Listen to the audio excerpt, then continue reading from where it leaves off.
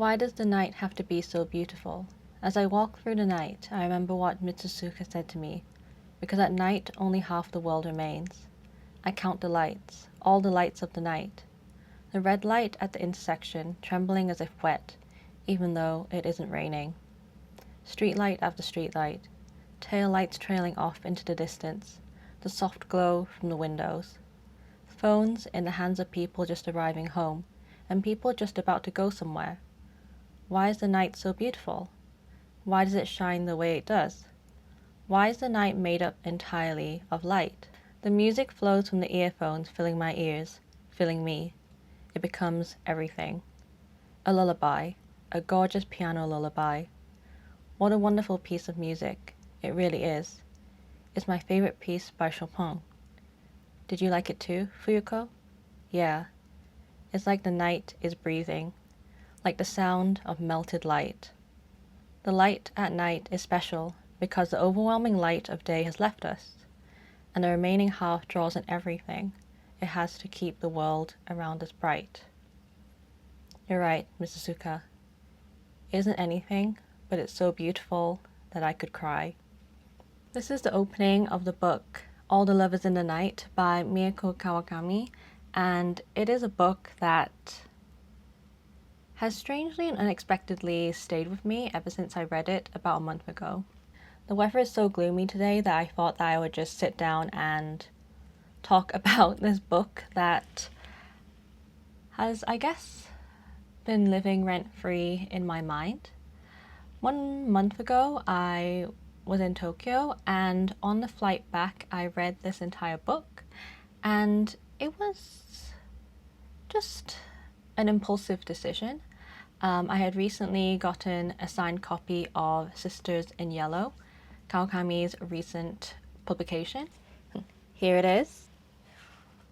And having read her books Breast and Eggs and Heaven a few years ago, it just made sense to me to read All the Lovers in the Night before starting on Sisters in Yellow, which I want to do soon. So I just selected it on my Kobo and I just couldn't stop turning the pages. I will read you the synopsis on my Kobo first so you can get an idea of what the book is about, but this book has just really stayed with me in a way that I hadn't expected. So here it is. Fuyuko Irie is a freelance proofreader in her 30s. Living alone in an overwhelming city and unable to form meaningful relationships, she has little contact with anyone other than her colleague, Hijiri. But a chance encounter with a man named Mitsusuka awakens something new in her. Through their weekly meetings, Fuyuko starts to see the world in a different light, and painful memories from her past begin to resurface. As Fuyuko realizes she exists in a small world of her own making, she begins to push at her own boundaries. But will she find the strength to bring down the walls that surround her? So the protagonist of the story is Fuyuko, who is in her 30s, and she is basically considered an outcast by society. She is single, she is not in a relationship, she lives life, I guess, on her own terms, and she is what people would probably consider to be a loner as well. Loneliness is a major theme of this book. She is in this vibrant city, Tokyo, yet she feels so alone and spends most of her time completely alone. At her former workplace, she was ostracized by an older woman who, I guess, judged her and her lifestyle and would gossip about her and make jabs at her. And eventually, being unable to, I guess, bear it any longer, she ends up becoming a freelance proofreader thanks to, I guess, a chance that comes to her at the right time. Fuyuko ends up meeting and, I suppose, befriending a lady named Hidiri, who is her colleague at her new line of work. And she is a stark contrast to Fuyuko. She is very outspoken. People dislike her because she doesn't back down, and she is basically the type of lady who isn't afraid of confrontation that a lot of people don't really like in this type of society. Instead of putting her head down and just accepting things the way they are, she stands up and speaks her mind very honestly. And because of that, both of them are outcasts in their own ways and judged by society and the people they interact with. Back to Fuyuko though, she clearly has such crippling social anxiety that she turns to alcohol in order to cope with and even tackle social situations and novel situations that she, I guess, is trying to push herself into, but ultimately struggles to do so. For example, she wants to sign up for some community classes to, I guess, develop new hobbies, meet new people, and so on. But while waiting for the sign up, she drinks so much that she ends up passing out and losing her bag. But this leads to her meeting an older man who's known as Mizusuka. And he claims that he is, I believe, a retired physics teacher. My bad, he's not said to be retired, but he is notably older than Fuyuko. But after their chance encounter, they begin this connection with each other where they meet up at a coffee shop and just sit and talk. And it is something that brings Fuyuko, who has been alone all this time and misunderstood, a lot of comfort. It is a bit late for me to say this, but I am going to keep this relatively spoiler-free because I would like people to give this book a try. I have seen that this book has fairly mixed reviews. One point is that the protagonist Fuyuko is frustrating to read about or read from the perspective of, which I understand because some of the things that she does are nonsensical to people who are not in her position. I did find myself frustrated too when she kept drinking herself into unconsciousness and missing out on these opportunities that she had set herself out to, I guess, grasp. I did feel frustrated, but I think that perhaps we are supposed to feel frustrated that she is unable to overcome very easily the problems that she experiences in her everyday life. And I felt myself feeling for her very deeply that it was so hard for her. In fact, I would say this book is very melancholic and it kind of hurts, actually. The loneliness that Fuyuko experiences in her life, you can feel very deeply while reading this book. She ultimately feels completely alone in the world. And when she meets Mizusuka, it's like a light has started shining in her life. And the motif of light is something that is recurring in this book. And honestly, it makes this book feel really beautiful to read. Light is something that Fuyuko says that she really likes looking at, and as she goes on her nighttime walks by herself, it's the light that she loves to observe all around her. And in a conversation with Mitsusuka, she says that she has something to ask him about physics, and it's about light. I don't know how much this has to do with physics, but I love looking at light. I can't pretend to understand why I was saying this to Mitsusuka, or what I was hoping to achieve, but I let the words come out the way they wanted to. Light? Mitsusuka asked me. I nodded over and over in response. By light you mean light in general? He asked. I nodded over and over. It's just, I don't know. I guess it's nothing, but I really felt like I forgot to tell you that, and I felt like I had to tell you that today before I lost the chance. It takes a while for her to be able to open up about herself and the things that are on her mind. And she apologizes for suddenly calling out to him and saying that. But he responds, "No, I feel the same. I like light too," he said. "That's pretty much what got me into physics." Really? I was stunned now, staring him in the face. Really? Really, Mitsusuka said. Light's a mystery. No one knows what it is. Sometimes I think I've got it figured out, but I really don't. When I was a kid, I thought it was the strangest thing. I was so curious that I started studying it. I stared at Mitsusuka's face. I still think about light sometimes, even now. You do? Sure. Do you think the light you're thinking about and the light I'm talking about, the same thing? Of course they are, Mitsusuka said with a smile. We're talking about the same light. So here I guess their joint interest in light also brings them together. And over time, I guess, helps Fuyuko to feel less and less alone in this world. That perhaps there is someone else out there who feels similarly to her. And actually, I'm not going to say too much because I don't want to spoil the ending. Another thing that I saw people getting frustrated over was how Fuyuko would often kind of repeat things said to her as questions. And I guess I understand that too. But perhaps it was just another way to really demonstrate how disconnected she was from others, or how in her own world she was. One more thing is that I think some readers feel that not much happens in the book, but actually, I'm just speaking personally, but I actually like a lot of books where not much happens, but we're focusing on character studies or characters developing in some way.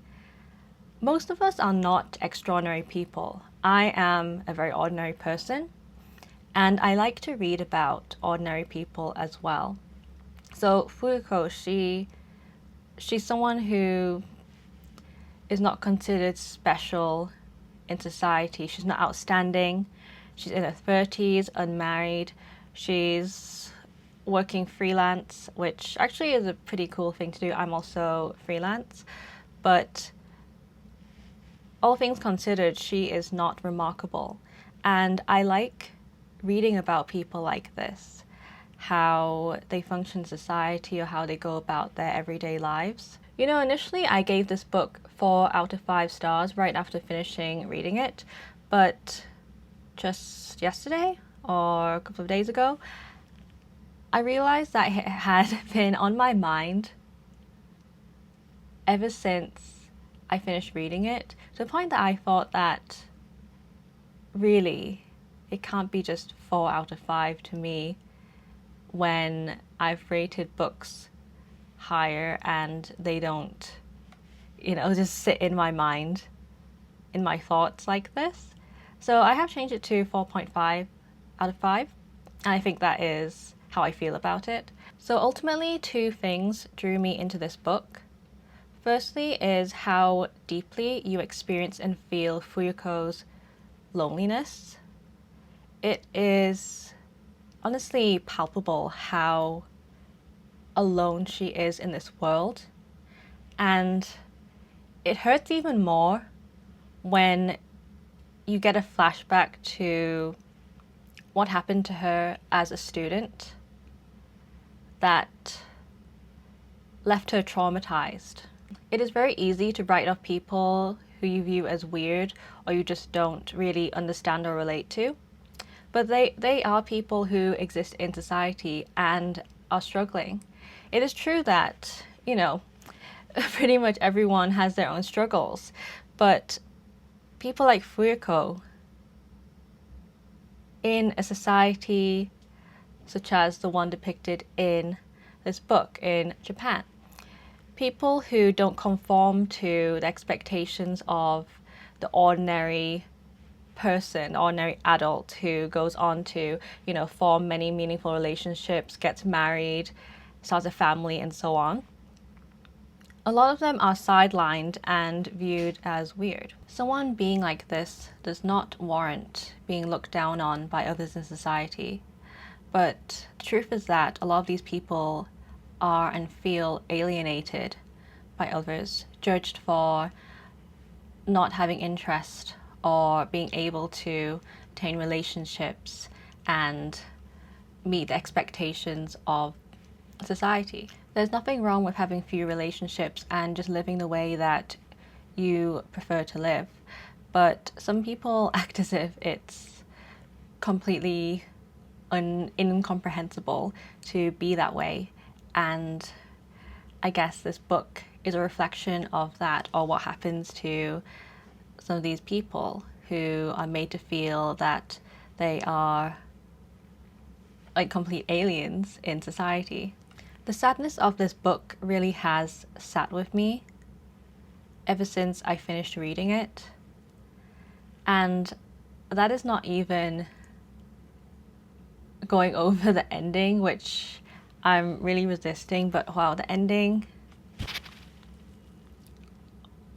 made me feel quite sad.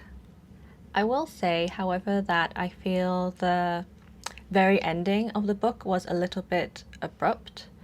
No spoilers still, but there is a little time skip, and I feel that it, I guess, wrapped up the story in a way that was very neat, but I felt could have been developed further, or there could have been something more in between. But that's just how I feel personally. However, the ending is bittersweet. There is a feeling of hope in the ending. The second thing that really drew me into this book were the descriptions of the city.